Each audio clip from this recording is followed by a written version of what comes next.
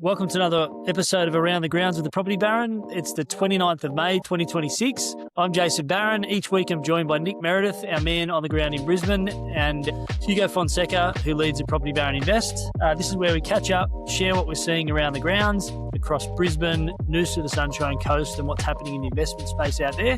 No headlines, no hype, just real conversations, real insights, and what's actually happening on the ground in the property market. Welcome, Hugo and Nick. Hey guys, how are we? Hey, everyone. Very well. Lots been happening this week. We went to AREC last weekend, the big real estate conference on the Gold Coast. It was really good to get involved with that. Lots of good takeaways, some good things to come out. Market sentiment seems to be pretty low in the southern states. Melbourne, Sydney starting to struggle a little bit. We seem to be fairly sheltered from that in South East Queensland for the moment. And also we're seeing continued fallout from the budget, more and more people moving forward. Yeah, it was a really good 2 days. I think we picked up a lot. Probably the one thing I really came away from it was, geez, everyone, you need a buyer's agent on your side. When you see that, just listen to selling agents for 2 days. It just goes to show that, the way they operate and just how important it is to have someone advocating on your side with knowledge of what's going on. It just makes a massive difference. You reminded me of Tim Smith's presentation. Yeah. That was an eye opener, wasn't it? What did he say? He said something along the lines of he prefers to represent both sides, the seller and the buyer, because when he tends to sell them for on average 8% higher prices than when they're not representing the buyer. Yeah, I think he said the dirty secret out loud. Obviously, he's American; it's a bit different, but I think he said out loud what a lot of people thought, but no one really expressed it like that. So it just made it really clear for me that, there's agents are good on them. There's no problem with it, but I think having someone on your side is just so important. Yeah, that was the big American agent who does $1 billion a year or whatever it is in Orange County. And on his numbers, it sounds like he more or less represents 50% of the time the sellers and 50% of the time the buyers, and he takes a clip on both. So I think what he was referring to, if he can represent the seller and the buyer, he gets 8% more for his sale on the end, even though the buyer's paying the fee. Yeah. So I'm glad that we don't have things structured that way in Australia. I'm glad that the buyer represents the buyer and the seller, the selling agent, the seller. We don't get mixed up in that. Our system does sound a whole lot better than theirs, I've got to say. Theirs sounds like it's just it's a minefield. Good luck navigating that. Yeah, for sure. But good inspiration coming out of there. Some of those top agents through the Australian agents in particular, you can just see how much they work. They're in early, they finish late, they grind the phones. They've got a whole team that does the same thing. And I say it all the time, I have said it for years and years, is that, if you're selling a property, getting the best sales agent in that area on the sale is definitely worth it, because the amount of work that they'll do versus someone who's maybe not as committed is huge. Same in the buyer's agent space, right? If you've got the right buyer's agent versus the one that's not so great, the outcome is very different. Absolutely. I think the other thing as well that I noticed was it's not really something that you can wing, I guess. You can't just wing it. Like the level of expertise and knowledge that those agents have in their respective areas is second to none, right? You got to know your stuff. You got to know not just, comparable sales and whatnot, but know, every single street in your particular niche or your particular pocket, every house, all the nuances between different areas. You don't just do that overnight. That takes time, a lot of hard work, and a lot of experience. Yeah, I think what really stood out for me as well was the good agents know their value. They're not interested in discounting their fees. They know what they're worth. They know the value they provide, and they're comfortable with that. And I think, sometimes if you might get that agent 1% cheaper, or even in our industry, someone might do it cheaper. Are you really going to get the value for money? It's the biggest purchase or sale you're probably going to make in your lifetime. So you want to make sure you get it right. What about some of those motivational speakers? There's a couple of good ones in there too. I thought Ben Crow, the mindset coach, was fantastic, to the point that I've bought his book a few times. I'm going to give it to family members to read, and just to keep people on track. There's some really good life messages in there. And sometimes we get a little bit caught up in our own bubble and obsess over things. And sometimes, what we think is a really precious situation and expectations, we need to sometimes take a step back with a clear mind, and things generally work out in the end if you're right thing. And I thought his message was fantastic. Yeah, for sure. What about a lot of those guys, Tom Panos and John McGrath in particular, were talking about the southern markets struggling a bit at the moment. A lot of the messages trying to come across to all the selling agents down there was about there's tough times ahead, and It's about grinding and making sure you do the right things in the tough times. We're not seeing as much of that through South East Queensland just at the moment. What do you reckon, Hugo? Yeah, I agree. I think we've said it a few times. When everything was going up, literally everything was going up, right? So it was quite easy to be quote unquote successful or a hero in the investment space in particular. But when the tide goes out, that's when you see who's been swimming naked, as I like to say. And the tide's going out in certain areas, and this is where it makes it really important to be selective in terms of what markets you go into and what asset types you're buying. More so now with all the budget announcements, if they pass and in whichever format they end up passing. What about Brisbane, Nick? Yeah, it's an interesting one. I was, pleased to hear what the general opinion was, that the South East Queensland market is probably not going to suffer like some of the interstate ones. We've got continued migration. Obviously, the Olympics is on the way to infrastructure. I think I heard somewhere that the 10 biggest builders in Australia have basically been contracted to the government to do these projects. So that's going to need an influx of tradies into the area to actually work on those. So Brisbane and South East Queensland could well be largely immune to any slowdown. Just out and about last Saturday, I think open homes are a good gauge of sentiment and how people are feeling. And they were as busy as they've been for, the last 12 months that I can remember. They were busy. They were across a pretty broad range of prices as well. There were good numbers at, high-end properties as well. So, yeah, it didn't seem like this was merely in the owner-occupier space, but it seemed business as usual, really. Yeah, it was interesting that you and I caught up, or we spoke after the Saturday open homes, Nick, and you were quite impressed with how busy they were out and about.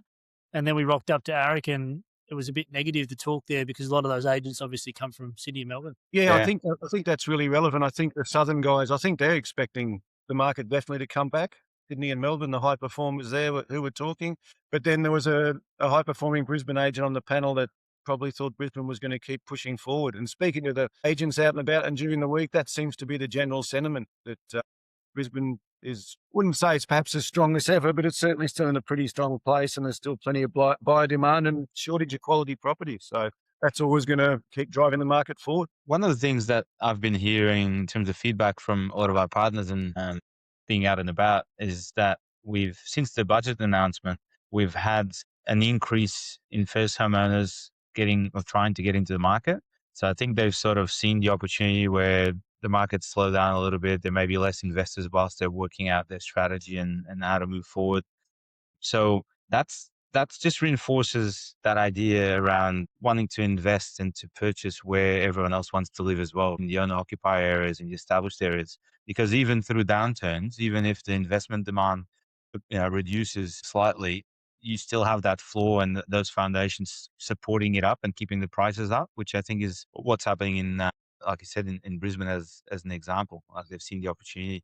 The other thing, just to your point before, Jason, around what's happening in South East Queensland and the 10 major builders having been contracted already, that's something that I've been talking to all my clients about, because that's going to impact supply yet again, right? There's a labor drain.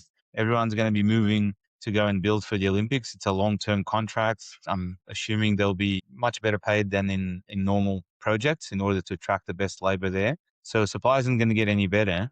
And with some of these changes, we're supposedly going to try and drive more supply by funneling investors to new builds, but there won't be anyone to build them. So I would still stick with established properties 9 times out of 10 and wait for this slight downturn in certain markets to pass, because it'll pick back up as well.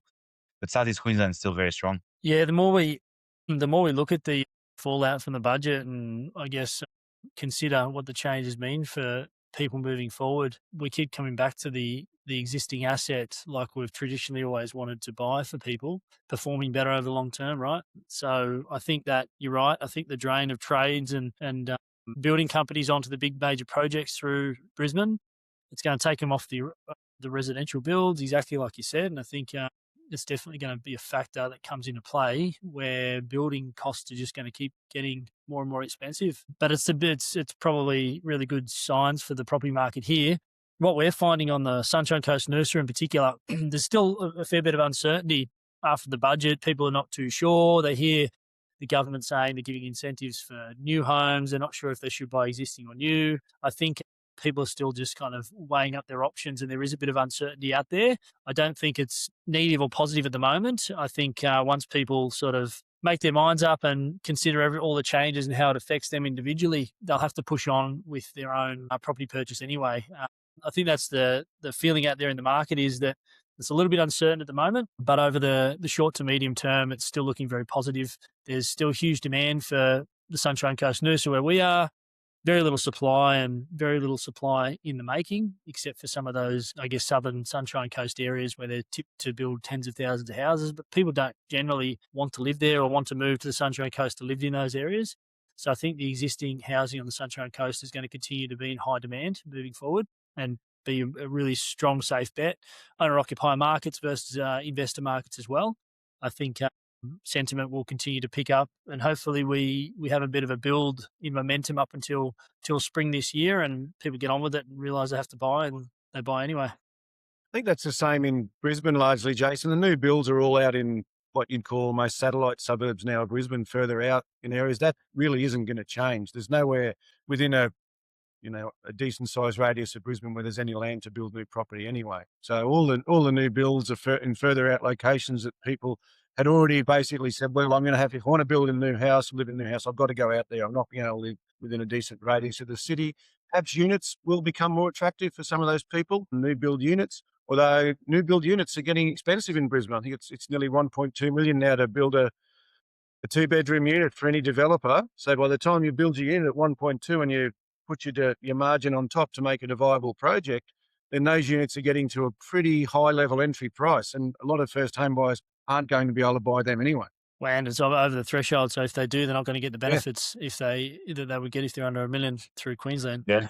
Yep. Isn't it interesting? Actually, I know we spoke about this throughout the week. You just reminded me of it with the new builds. We've spoken about how in the vast majority of cases, it's still an inferior asset to invest in. And we talked about how builders and developers, et cetera, will be adding a premium to it now, knowing that a lot of investors will think that that's the way to go and will move that way. One of the markets that we're currently active in, we saw that ourselves, where the price points, the median house price is in the mid 700s to 800. And all of a sudden, from one week to the other, we're seeing house and land packages selling just under $1 million.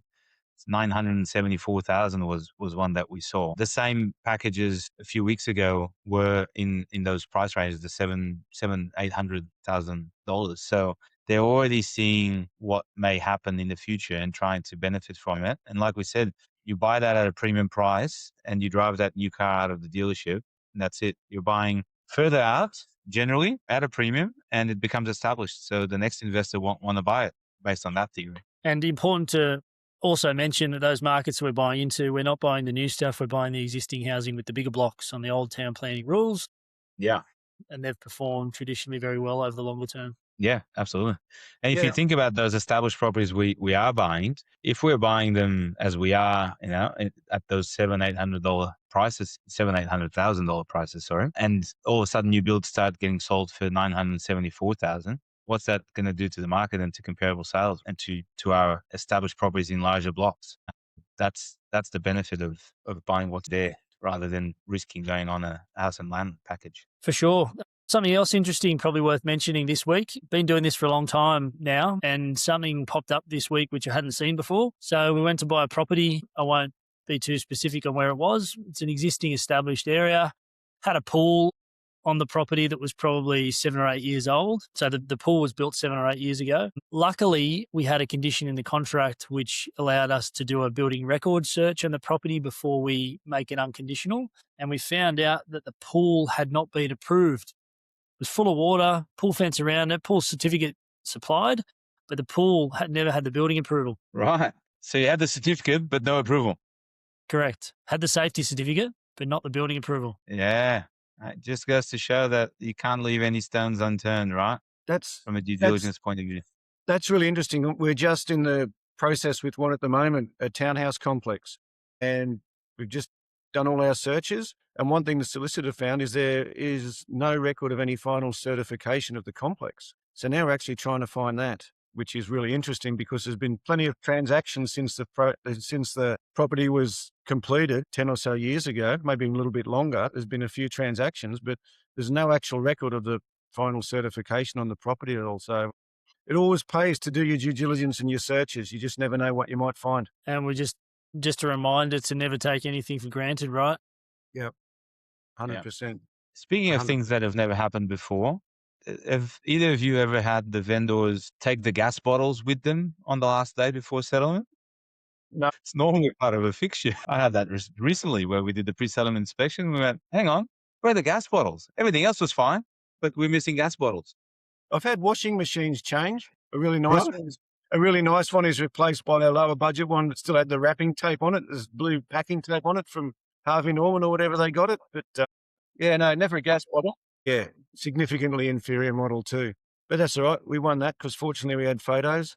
And once you've got all that evidence, and it was returned us originally there. So it's all part of, making sure your inspections, your building inspections, your pre-settlement inspections, it's not just walking around flicking a few lights. You got to make sure everything's as it should be. And if you don't walk out and look where the gas bottles might be, you wouldn't have seen it. So it's really important to do a full check. Might need to start writing down the brand and model number in the contract of sale for all the appliances.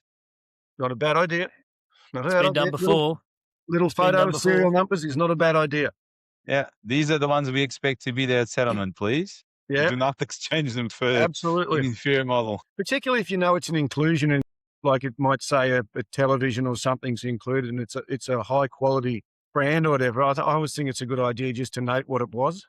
Well, if we've got a furniture inclusions list, we'll get as much detail as we can, obviously, all the model numbers and everything. But sometimes you just don't really think about that with the dishwasher or something like that, right? Yeah, it was a surprise, but that's all right. It's all part of it. I know there's a bit of hesitation and doom and gloom out there in society in general at the moment. I just try and look at it the other way and just think for people who are buying in the Brisbane market that I operate in largely, it's probably the best opportunity to buy property for a good price at the moment and a really good value price that I've seen for a couple of years. So I think it's a great opportunity and the smart people are taking advantage of it. And we're seeing some of that on the Sunshine Coast, but more often than not, it's competitive. Where if it's priced well, if it's a good property, we're getting more competition or just as much competition as we had a few months back. So it's a bit of a mixed bag at the moment. I think some of the high value stuff on the Sunshine Coast is probably not getting as much interest. There's probably a good window of opportunity there right now. Not sure how long that's going to last for. Yeah, it's a great time from an investment point of view as well. And this is what I've been saying to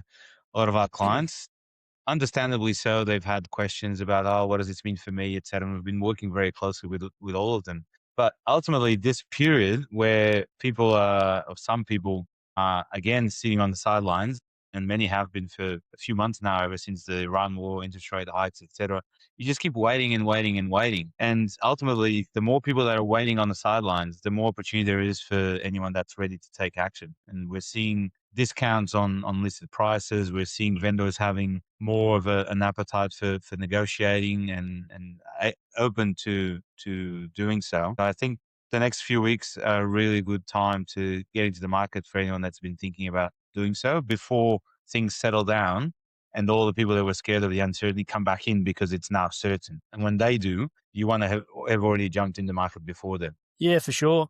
We're seeing some pretty creative ways of structuring things from a finance point of view and everything else, which we can't give any advice on. But if someone is thinking about investing, give us a call. We can have a chat to you. We can put you on to some people that can help out with what is the best way forward, or even speak to your accountant, because your accountant might have some good ideas of how to get you in the best position to borrow the most and continue to buy an investment property.